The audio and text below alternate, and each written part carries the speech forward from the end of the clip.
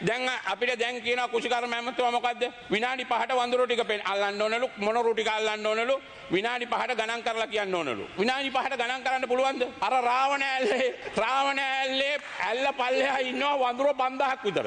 ඈ එතකොට රාවණ ඇල්ලේ වනජීවී කලාපේ පාරවල් දිගේ 5000ක් විතර. නෝන් ගණන් කරන්න පුළුවන්ද විනාඩි 5ට? ඈ රාවණ ඇල්ලේ දිගටම ඉන්නවා වඳුරු 5000ක් විතර. දඩබඩ ගාලා ගණන් කරන්න පුළුවන්ද? දඩබඩ අපි ගණන් කරේ නෑ 5000 නෙවෙයි ලක්ෂ 5ක් විතර ඉන්න පුළුවන්. අපි ගණන් කරේ නෑ ඔය ගණන් කරන්න පුළුවන්ද?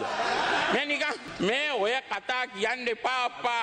ඔය කතා නොකිය ඉන්න මේ ඔය කීප දෙනෙක් අන්න ලාල් ඇමතුමා වගේ කට වහගෙන හිටියේ ඉන්න ඡන්ද ටික හැදෙනවා. ලාල් ඇමතුමා ඉන්නේ ඔය ලස්සනට.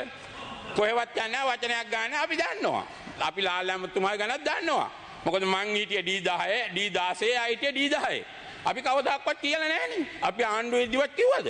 නෑ අපි දන්නවා. නමුත් ඒ නිසා අපි කිව්වා අපි බොරු කිව්වා නම් ආණ්ඩුවේ කට්ටිය හැමෙන් ඒවා හොයලා බලයි. අපි බොරුද කියන්නේ ඇත්තද කියන්නේ කියලා.